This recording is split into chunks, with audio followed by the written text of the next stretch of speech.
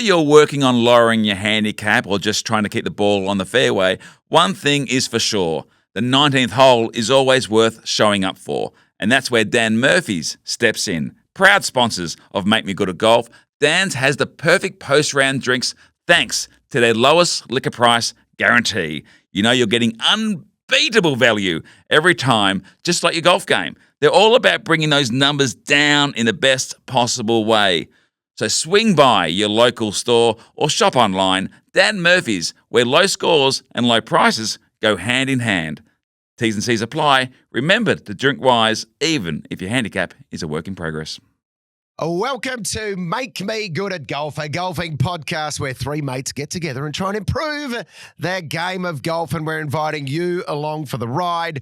Joining me, Mr. 71, Damien Fleming. Long ball. Mr. 43, Peter Hellier. Gentlemen.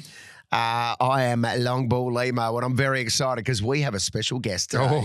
A very, very special guest. This man can play golf. Well, he's won 3 Melbourne Cups, if you don't mind, as the jockey. We've had an Oscar winner, Grammy winner, a Hall of Famer, a major winner. We've had a Lord. Yes. Never have a Melbourne Cup winner. 3 Melbourne Cups, 4 Caulfield Cups, 129 Group 1s, a rolled gold legend of not just racing but Australian sport. Damien Oliver, welcome to Make Me Good at Golf. Ollie. Hey guys, thanks for having me on the show. Hey, Ollie, first things first, 129 Group 1 wins. What's your trophy room like at home? Look, most of them, I had a bit of a fire sale, you might say. I got rid of a lot of them all when I retired and just kept the main ones, to be honest. So how many trophies are in the trophy cabinet or the trophy room? There's probably a few scattered around. I'm going to say maybe about 20 in my house somewhere, but and the rest are probably hidden away somewhere. Scattered. You're not using a Melbourne Cup as a doorstop, are you, somewhere? No, they're pride of place, the big ones, yeah. Right, good stuff. Now, we've got to talk to you about golf, though. That's we love your racing career, but this is a golf podcast. Give us your origin story. When did you first start playing? When did you fall in love with golf?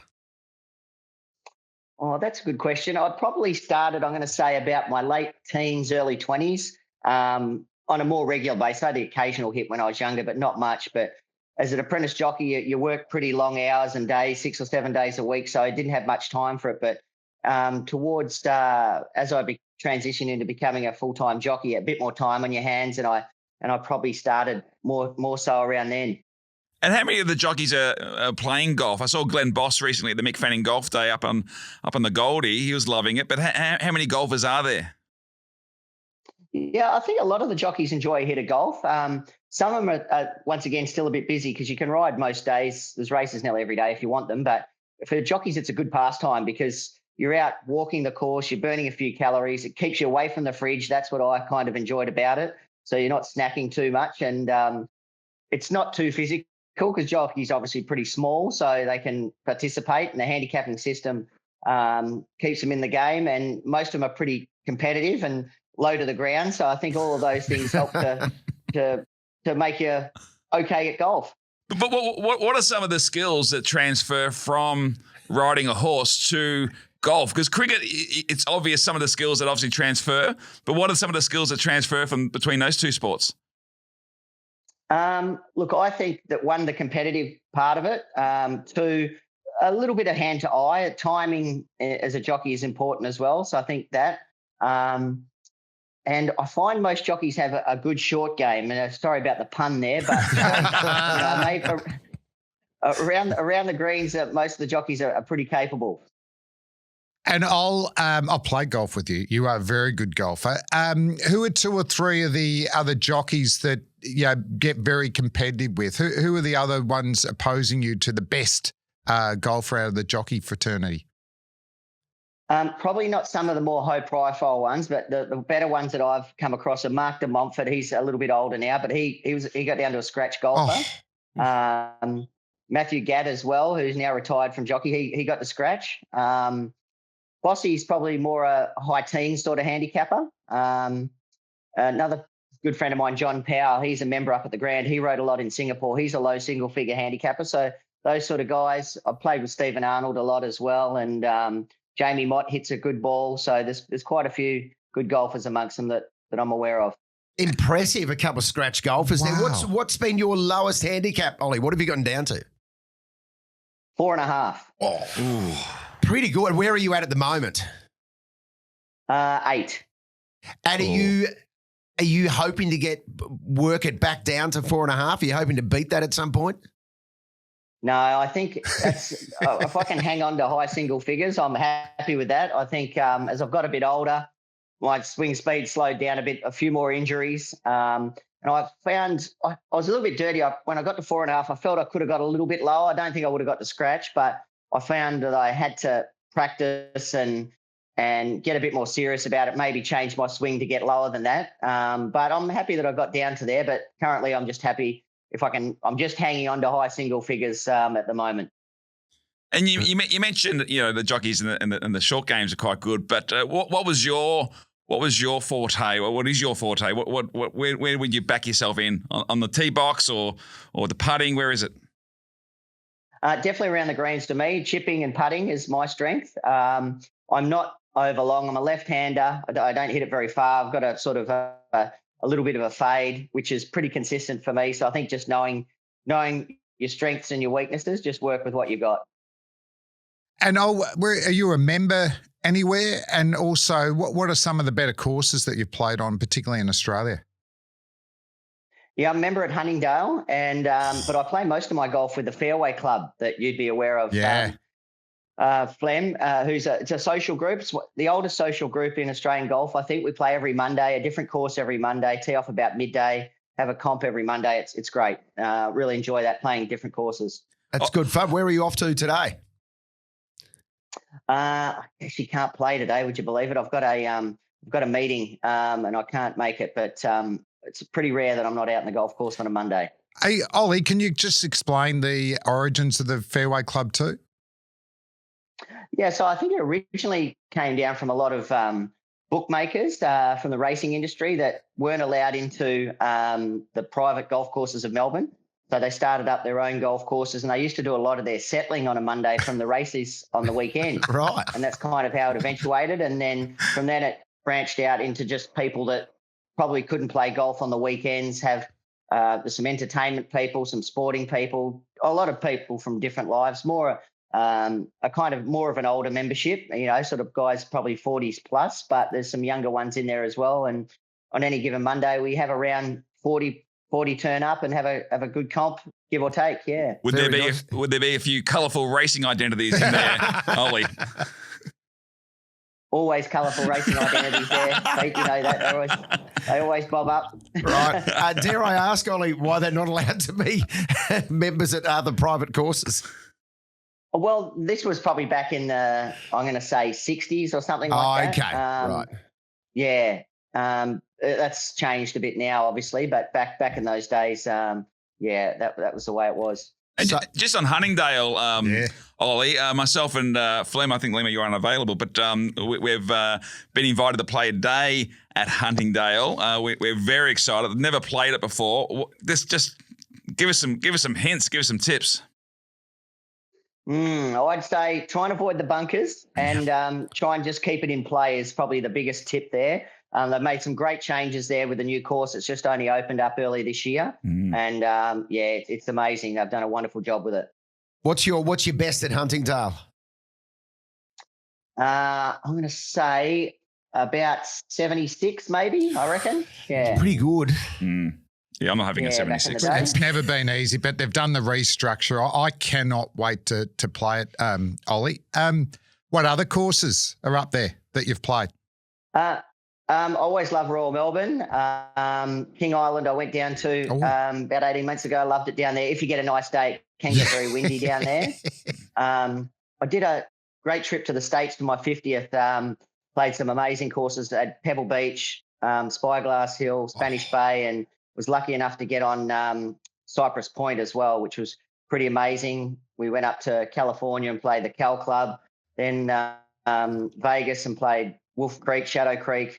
It was an unreal trip, and went to the US Open too when it was at the LA Country Club. Pebble Beach is a public course, isn't it? Ollie, did you? It is, yeah. Did you get lucky booking in there, or were you able to use some of your contacts to help get in? We planned it about a year ahead. So if you book about a year ahead, you can get in. You have to stay at the hotel. It's kind of a package, and you get stay at the hotel. It's not cheap, mind you, but you get to play the other courses as well. Oh. There we go. Just got our minds going. Got to get organised. And Ollie, you've clearly played at some great courses there. But what about people you've played with over the years? Have you had some memorable golf partners? I'm sure you would have played with a long list of really interesting people.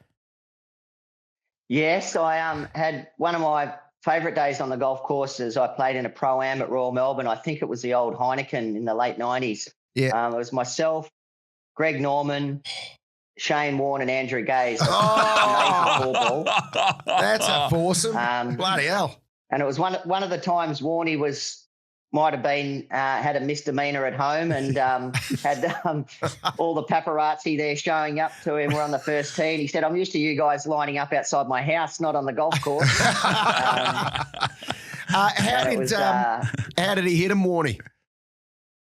Oh, he's a bit wayward back then. I think he was probably a similar handicap to me. I think we're both off about 10 or 12 then, but he did get really good as he finished his career and got more into his golf. I think he got down quite low, but a great character, as you know, and, playing with the Shark was sort of coming towards the end of his career, but still had a real aura about him. And Gazy was just spraying him everywhere, but could still chip in every now and again and get a par, you know?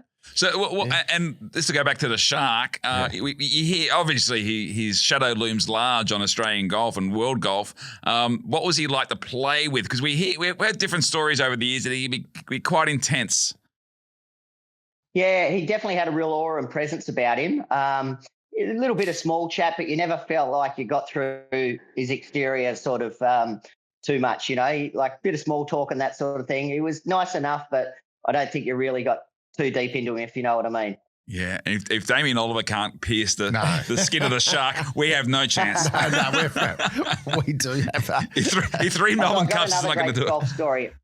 Yeah, go for it. Another great golf story for you guys. So one year I was out with an injury. I've broken my back actually, and I was out the saddle for about 12 months. And I had a mate who qualified for the Australian Open to play, and we used to play a lot together. And he said, if I qualify, I'd like you to caddy for me. So it's down at Moona Links. I think it was about 2005, and we get down there in the first tee, and we go to tee off, and we're last off in the afternoon. Got a terrible draw anyway on the first tee, and this young Irishman comes up to us, and he's playing as well, and his dad's caddying for him. He was 16. He was off +6, and it was Rory McIlroy. Oh, what? He was off +6 so when he was 16. It's not bad. He was an amateur, +6, old man caddying for him, and you could just see he had such a beautiful swing then. You knew he was going to be a great golfer, probably not as great as he's turned out to be, but you could just see he had so much talent. So you played the day with him?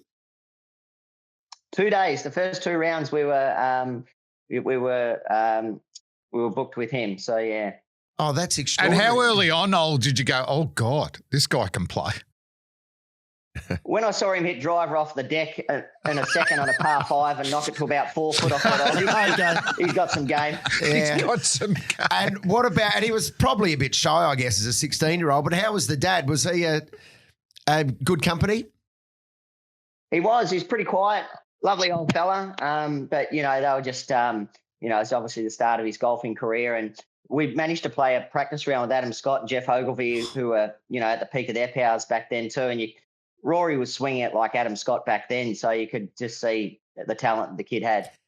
I reckon you just need to give us a Tiger Woods story and you've covered off all the superstars here. Hang on. Now that you say that. Oh, here we go. Yes. So I've got 2 Tiger Woods stories.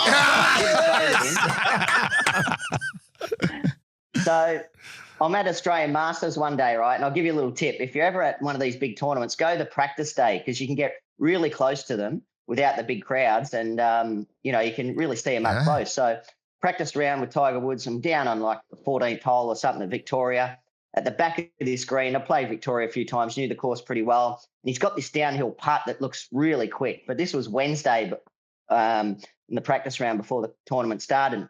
And I said to him, just me and Tiger. There was no one else around. I said, Tiger, this putt's pretty quick. Anyway, so he just tapped it and it got halfway to the hole. And I reckon he duffed the putt. Anyway, he gave me this look back as if to say, fancy listening to this prawn.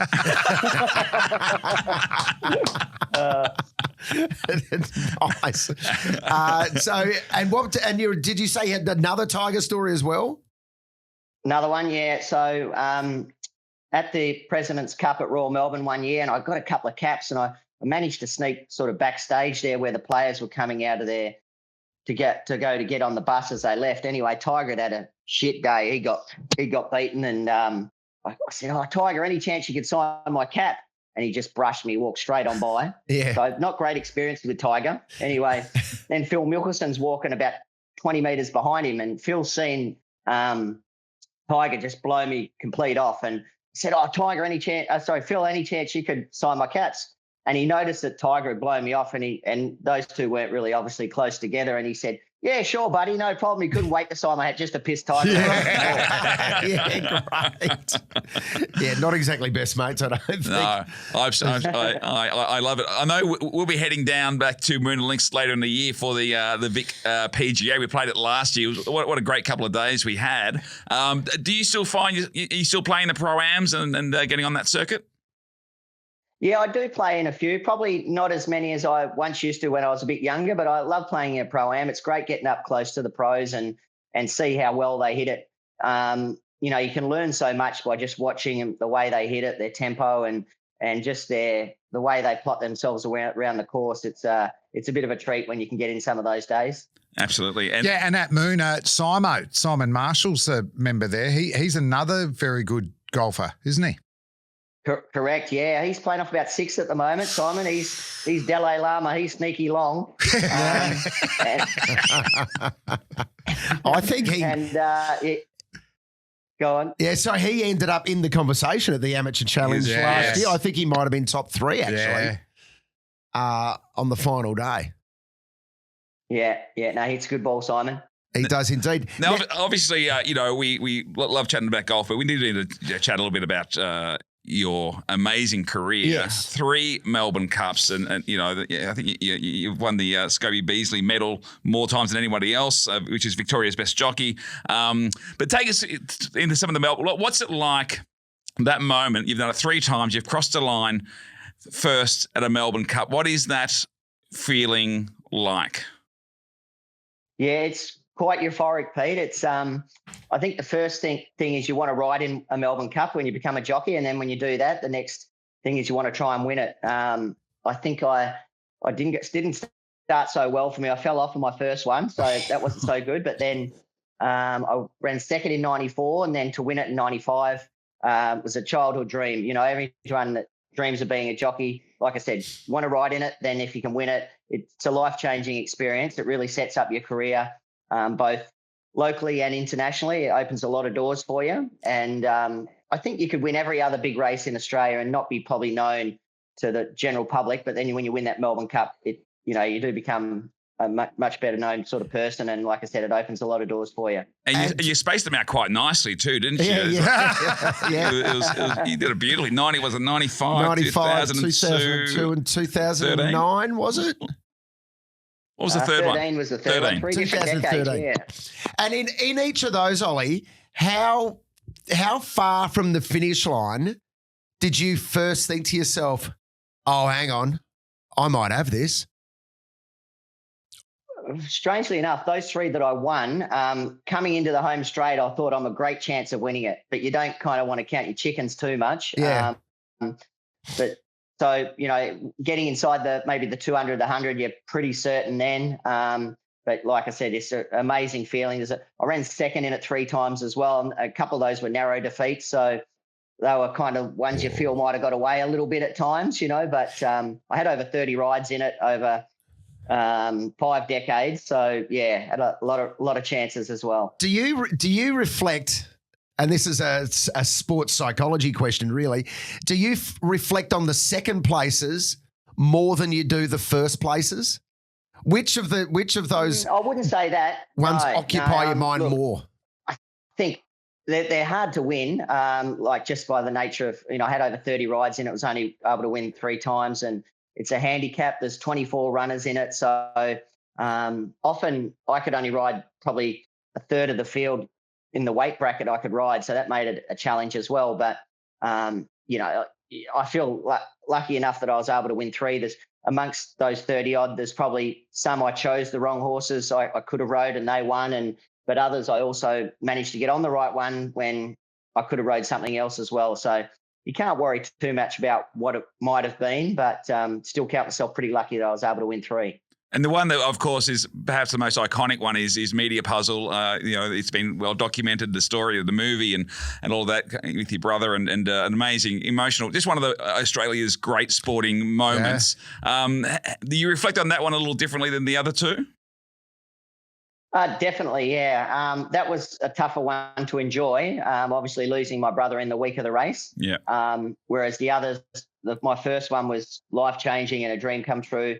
And the third one with Gay Waterhouse was special for a different reason. But, yeah, that one in the middle was harder to enjoy because of the circumstances leading up to it. It was probably more about losing my brother than actually winning a Melbourne Cup. But It was, as I look back on it now, it was a wonderful legacy to him, who was a brother that was a few years older than me, who I followed into the sport. And like you said, just a wonderful sporting moment and memory, but still not a fond memory as such because of the tragic circumstances that led up to it. And did Stephen Curry play a good Damien Oliver in the movie? Were you happy with his performance? I think he picked up on my nature and my idiosyncrasies a lot. He did that really well. Probably not the best rider as a yes, yeah. that I've seen. I saw some strange moments. I remember talking to him quite a bit leading up to. He said, "Mate, I can't wait till this movie's over. I don't know how you starve yourself like this every day for your life. I've been doing it for a few months and I'm losing it." So, no, he did a good job and he played it really well. So no, he's a good fella. Steve, got to know him a little bit in the filming of it and thought he did a good job. What is, you mentioned weight loss there? Do you have a weight loss record, if you like the most amount of weight you've lost in a short amount of time? Yeah, I found it a little bit easy when I was younger. I could lose probably 2 or 3 kilos in a, say, 24-hour period leading up to a race, but you don't want to do that too often. So I found once you started to lose any more than that, it would sort of start to affect you. Most of that's just fluid, but as you get older, I think you have to be smarter about it. You get to know your body better, how much you can lose. And I think diet is probably more important. And then, saunaing is probably the last bit where you get the last bit of weight off as well. I think also this, I just want to say this out loud. You're a crazy bastard, Damien Oliver. Yes. Anyone who actually does that for a living, and as well as you did for as long as you did, the courage and the bravery, because if you're watching, if you only happen to see a horse race every now and then, you're not really paying attention. It's when the cameras, I think, started going over the horses that I realized how much was going on and how much, turning and changing lanes and all that kind of, the moving that was going on is incredible. What are some of the things that we don't, like the very casual observer wouldn't understand about what's going on out on a track? Yeah, well, like you said, Pete, I think the best feel you can get for it, if you get up close to it, if you ever go to a horse race meeting, get up close to the rail or to a start or something like that, and you can just feel the power and that the animals have. They travel over 60 kilometres an hour, generally around 16 horses, racing really close together, and you put a lot of trust and faith amongst the jockeys that you're riding with.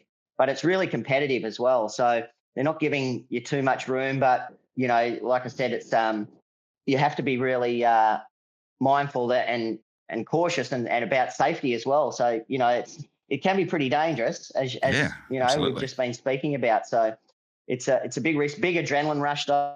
And it's sort of, once you get doing it for a while, it becomes your life. It's what you know. And it's a bit strange when I look back on it now, how did I do that for so long? Like starving yourself, getting up so early, the endless hours on the road, that kind of thing. But when you're in it, it's what you're doing. It's what you know. Not you probably take a step outside of it that you realise how full on it is. Yeah. And Ollie, is there much sledging, or is it too loud? Or are you in the zone and you're just focused about what you and the horse are doing?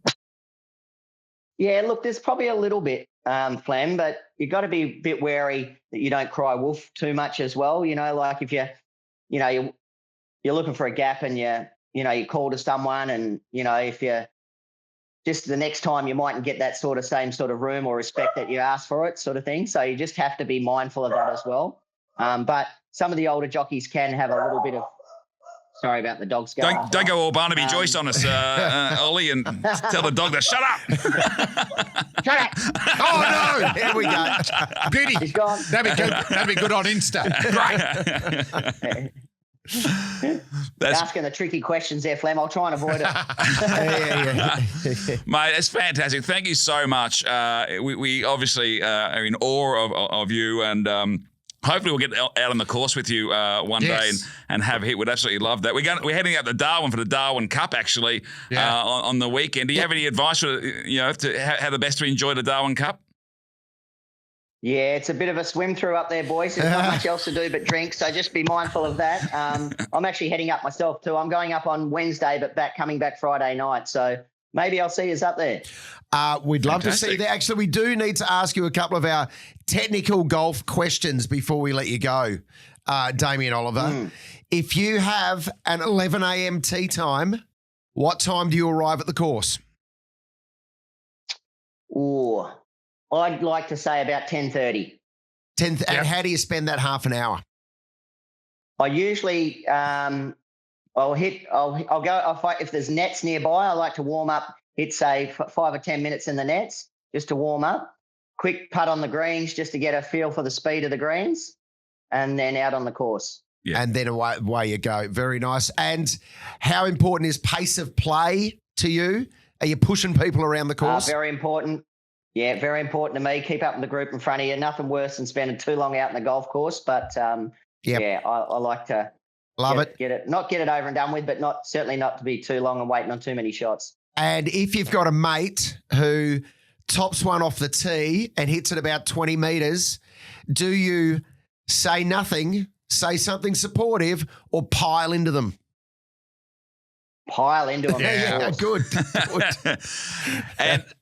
And what's your attitude of having a beer during the round, or do you wait for the round to be over, Ollie? Generally, I'll have one after the round, not often in a round, unless it's more of a relaxed sort of social day or an Ambrose day or something like that, in which case I might have a couple. Yeah. Last one, Ollie. Any hole-in-ones? One. Where? Yep, the eighth at Keysborough. It was a long time ago now. Got to be due for another one. Yeah. Well done, Ol. Hey, thanks for joining us on Make Me Good at Golf.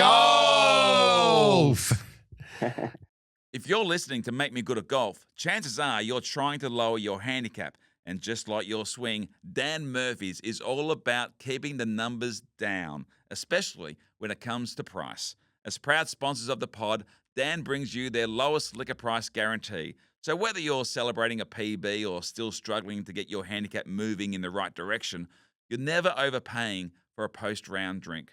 Dan Murphy's, great drinks, lowest prices, and one more way to level up your game.